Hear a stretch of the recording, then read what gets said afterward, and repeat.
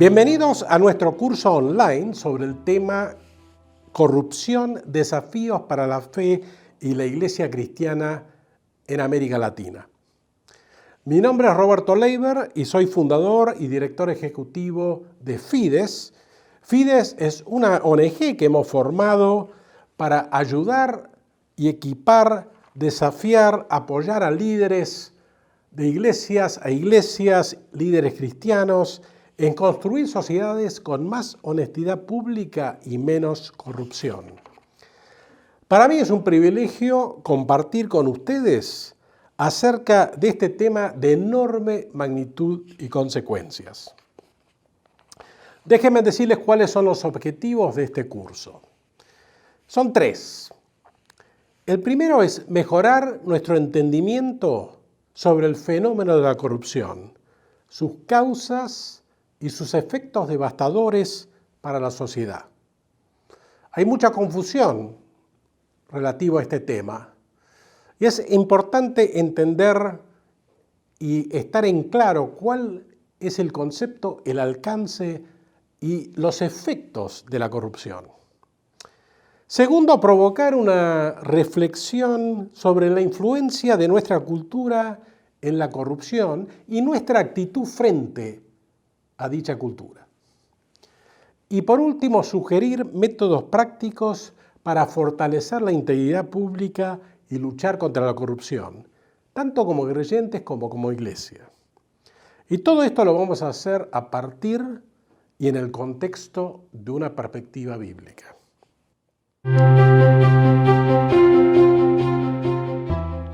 Déjenme contarles un poco brevemente algo acerca de mi trayectoria en este campo y las inquietudes que me traen a este lugar y en este momento. Hace casi 30 años comencé a trabajar como abogado del Banco Mundial en cuestiones de gobernanza y anticorrupción, y me tocó trabajar en varios proyectos de reforma de la justicia y transparencia en América Latina. Y desde temprano percibí que estas reformas, estos proyectos de reformas, no eran suficientes para lograr los cambios esperados de una sociedad más confiable, de una sociedad más justa y una sociedad más desarrollada. Estas reformas lidiaban con los síntomas, más que nada, y no las raíces más profundas de la mala gobernanza y la corrupción. Y después de más de 20 años en proyectos internacionales de desarrollo y gobernanza, pasé a servir a nivel global en las misiones. Fui llamado a servir con una alianza cristiana llamado el Foro de Agencias Bíblicas. Y el Foro es una asociación que promueve la colaboración estratégica entre sus miembros en su ministerio bíblico. Y con el Foro tuve la ocasión de viajar por todo el mundo y trabajar con líderes y entidades de todas las tradiciones cristianas, protestantes, católicas, ortodoxas. Y esta experiencia, hermosa experiencia, afianzó y profundizó mi entendimiento y mi convicción acerca de la misión integral y social de la Iglesia y el papel preponderante de las Escrituras en transformaciones culturales a través de la historia. Pude apreciar esto al ver cómo las iglesias y sus líderes evolucionaron en la respuesta a la crisis del SIDA en África. Cómo de pasar de actitudes de estigma pasaron a actitudes de servicio y compasión. Estas vivencias y muchas otras me llevaron a preguntarme ¿cuál es la misión de la Iglesia frente al fenómeno de la corrupción? ¿En qué medida la Iglesia, los creyentes, confrontamos nuestra propia cultura y contribuimos a promover la integridad pública? Y nos encontramos con una realidad en la cual la Iglesia generalmente no se ocupa de este tema. Aún más, la realidad también nos muestra muchas veces que nosotros como creyentes no actuamos en una forma muy distinta a las normas sociales, culturales en nuestras sociedades. Muchas veces participamos en esas prácticas corruptas o somos indiferentes a ellas. Volviendo al curso, este curso va a tener 4 módulos con un total de 7 sesiones. El primer módulo se ocupa de la introducción y del concepto de la corrupción. Y bajo este módulo tenemos 3 sesiones. Primero, cómo emerge el tema de la corrupción en la agenda global. Segundo, de qué estamos hablando, el concepto. Y tercero, ¿qué tan serio es el problema de la corrupción? Vamos a mirar las mediciones de la corrupción. El segundo módulo se ocupa de los costos, las consecuencias, los efectos de la corrupción en las sociedades. El tercer módulo de las causas, y vamos a ver cómo está respondiendo la comunidad internacional al problema de la corrupción. Y el cuarto y último módulo, vamos a tratar los desafíos para nosotros como creyentes y la Iglesia. Vamos a tener 2 sesiones mirando el tema de los desafíos para la Iglesia y nosotros como creyentes. En relación al formato de cada módulo, vamos a comenzar con preguntas claves en cada sesión. Varios de los módulos van a incluir ejercicios prácticos para hacer en forma individual o grupal. Y cada módulo va a concluir con un sumario y puntos de reflexión para considerar antes de la siguiente sesión. Déjenme hacer algunas salvedades acerca del curso. Si bien este es un tema universal, el de la corrupción, y no hay ningún país exento de la corrupción, este curso va a hacer énfasis en América Latina. Segundo, el curso ofrece una perspectiva bíblica acerca de la corrupción, pero no es un curso de teología de la gobernabilidad o teología de la corrupción. Y por último, este curso no pretende tampoco ser exhaustivo y concluyente en todos los tópicos y las cuestiones que vamos a tratar. Queremos que este curso sea un punto de partida para mayor reflexión y mayor acción en especial. En este primer módulo abordamos la primera pregunta. ¿Cómo emerge el tema de la corrupción en la agenda global? En otras palabras, ¿por qué estamos hablando de este tema ahora? ¿Por qué de repente ha pasado a ser un tema central de los países, un tema central de la comunidad internacional?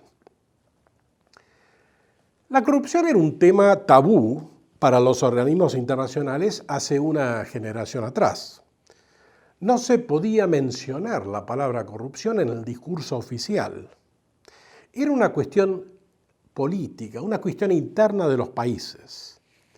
Sin embargo, la situación tuvo un giro radical y profundo a partir de los mediados de la década del 90. De ser un tema tabú, la lucha contra la corrupción pasó a constituir un tema clave, un tema central en la agenda global de desarrollo. En el año 1997, el presidente del Banco Mundial afirmó que para su institución no había nada más importante que la corrupción. No había un obstáculo más serio, más grave que la corrupción para el desarrollo equitativo y sostenible de las sociedades. Y a partir de ese momento, ha habido una verdadera explosión de actividades anticorrupción a nivel mundial. ¿Qué ha pasado? Bueno, estas son algunas de las iniciativas, acciones de esta explosión, que algunos llaman movimiento. Primero, todos los organismos internacionales de desarrollo adoptaron estrategias anticorrupción y han invertido miles y miles de millones de dólares en proyectos de transparencia e integridad en los países emergentes y en desarrollo. Segundo, se han celebrado convenios internacionales contra la corrupción en todas las regiones. Se destaca principalmente la Convención de Naciones Unidas contra la Corrupción del año 2003. Tercero, prácticamente todos los países del mundo han promulgado nueva legislación para prevenir, controlar y sancionar la corrupción. Cuarto, empresas multinacionales han formado distintas coaliciones para combatirla. Por ejemplo, hay una coalición muy conocida de las empresas en las industrias extractivas.